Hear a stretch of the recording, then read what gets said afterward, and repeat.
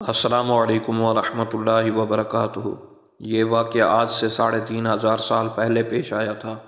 فرعون کے ڈوب کر مرنے کے بعد سمندر نے اس کی لاش کو اللہ کے حکم سے باہر پھینک دیا، جبکہ باقی لشکر کا کوئی نام و نشان نہ ملا۔ مصریوں میں سے کسی شخص نے ساحل پر پڑی اس کی لاش پہچان کر اہل دربار کو بتایا۔ فرعون کی لاش کو محل پہنچایا گیا۔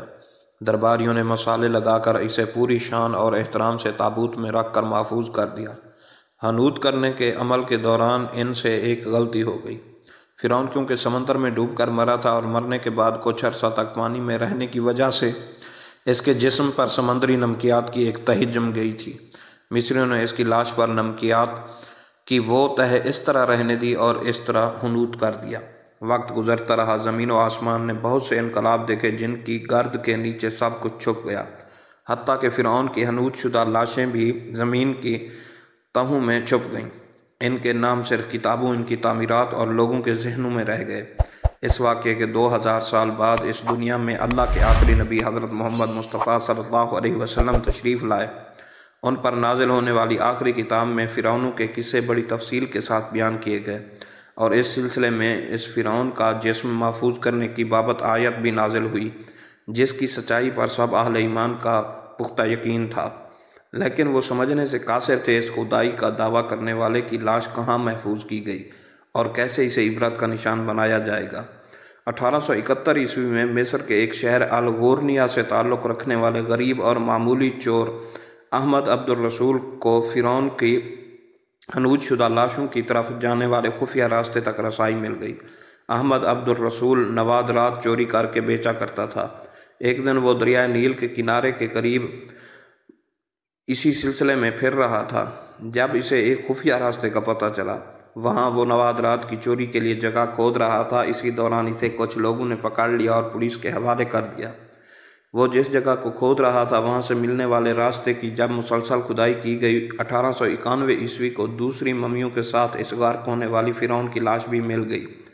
اس کے کفن پر سینے کے مقام پر اس کا نام لکھا ہوا تھا۔ ان ممیوں کو ماہرین قاہرہ لے گئے۔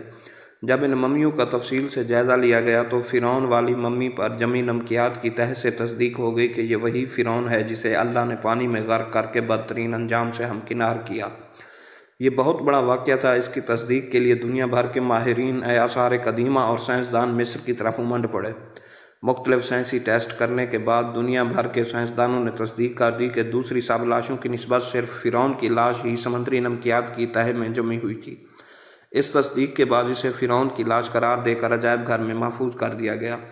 1982 میں فرعون کی ممی خراب ہونے لگی تو اس وقت کی مصری حکومت نے فرانس کی حکومت کو درخواست کی کہ فرعون کی ممی کو خراب ہونے سے بچایا جائے، نیز جدید سائنسی ذرائع سے اس کی موت کی وجہ بھی معلوم کی جائے۔ چنانچہ مصری اور فرانسیسی حکومت نے مل کر ممی کو فرانس لے جانے کا انتظام کیا۔ جب فرعون کی لاش کو فرانس پہنچایا گیا تو ایئرپورٹ پر اس دور کے فرانسیسی صدر بذات خود حکومت کے اعلیٰ عہدیداروں، تمام وزراء اور فوج کے افسران کے ساتھ استقبال کے لیے موجود تھے۔ فرعون کی لاش کا استقبال کسی عظیم زندہ بادشاہ کی طرح کیا گیا۔ فوجی دستوں نے سلامی دی۔ فرعون کی ممی کو ماہر ڈاکٹروں کی ٹیم کے حوالے کیا گیا۔ اس ٹیم کی سربراہی ڈاکٹر مورس بوکائے نے کی۔ مائکروسکوپک ٹیسٹوں کے ذریعے ممی کے تمام اعضاء کا باریک بینی سے جائزہ لیا گیا تو معلوم ہوا کہ اس کی لاش اور جسم میں سمندری ذرات ابھی تک موجود ہیں۔ اس کی موت کی وجہ بھی پانی میں ڈوبنے کی وجہ سے ہوئی۔